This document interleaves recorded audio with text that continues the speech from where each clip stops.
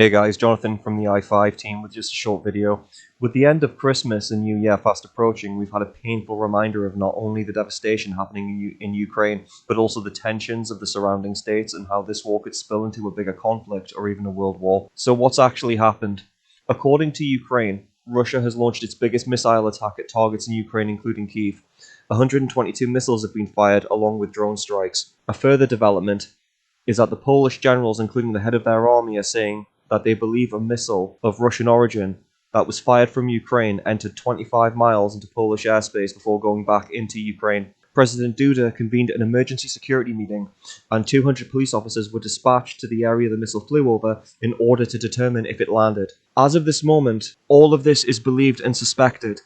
Officially, an unidentified object flew into Poland and went back into Ukraine, with the suspicion it was a Russian missile, due to the missile attack that was launched on the Friday. This has been downplayed in the media coverage so far, with the majority of the emphasis on the missile barrage itself and the damage to places like Kyiv, which, to be honest, is the right call. It was the same back on November the 15th, 2022, when a missile attack struck the territory of Poland at the village of Przewodów near the border with Ukraine, killing 2 people. Zelensky at the time claimed it was a Russian missile, which, if true, would have required Article 5 to be triggered, potentially starting World War III.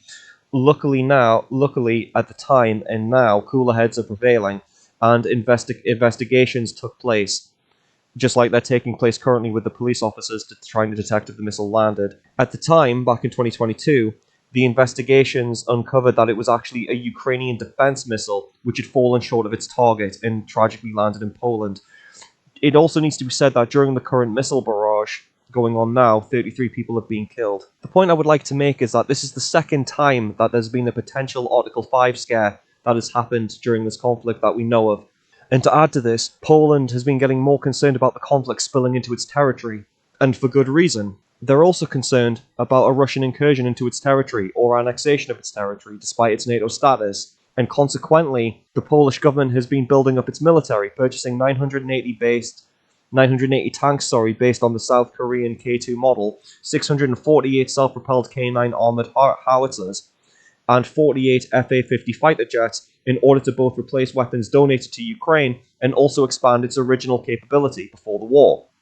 This is an example of how tense things are right now, and how, because of Ukraine's geographical position of being surrounded by NATO and European states, the slightest thing could spark the spilling of this conflict into other regions and also risk a world war. It's been stated before that there was a peace treaty that could have been signed had the US not prevented it. The people benefiting from the elongation and prolongment of this war are not the Ukrainian people. It's arms companies and politicians who have shares in them, such as members of both the Democrat and Republican parties in the US, the congressmen in both the Republican and Democrat parties. There's also the possibility that NATO wanted this war prolonged in order to entice Finland and Sweden to join NATO. However, that's just my suspicion. There's a good chance that this will be used to try and convince NATO populations to continue providing support for the war, when in reality, these scares are an example of why this war needs to end.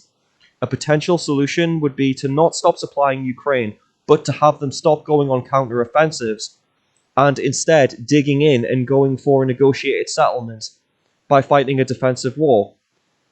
But with the amount of casualties Ukraine has sustained so far, along with the amount of equipment lost and the fact that NATO's running out of equipment to give them, I don't know how plausible that plan is as of this point. I know there are schemes to get Soviet-era tanks updated and start transferring them into Ukraine, but I don't know how effective that could be at this point. But at the same time, I also don't know how much longer Ukraine can hold out. Considering what Jim and I discussed in a past video with Russian offensives on places like Avdiivka and Bakhmut currently taking place, those combined with the current missile assaults, it could spell a major offensive coming. Or, I do concede it could just be an attempt to demoralize the Ukrainians. But the fact that missiles are hitting Kyiv, I'm not sure how long Ukraine can hold out. I just want to make it clear, I'm not on Russia's side. I fully condemn the aggressive action that the Russians have taken against Ukraine. The point I want to make, while I think that NATO states will look to avoid World War III at any cost, at least I hope that's the case, we are currently in a state where tensions are high and conflicts are breaking out. This conflict spilling out of its current theater is one of a few scenarios that could cause World War III. The situation in Gaza could also be another, with the Yemen rebels' current actions of blockading trade routes. However, that's another video in itself. The point I would like to make is, because of these recent Article 5 scares, the Ukrainian war needs to come to an end. Thanks for listening, guys. I know this was a bit of a controversial one. By all means, please let us know your opinions if you agree or disagree. Please hit the like, share, and subscribe, or I would say hit the dislike if you disagree, but there's no point because it doesn't show. But interacting with the channel really helps us out a lot. Thanks, guys. I hope you had a happy Christmas, and I hope you have a good New Year.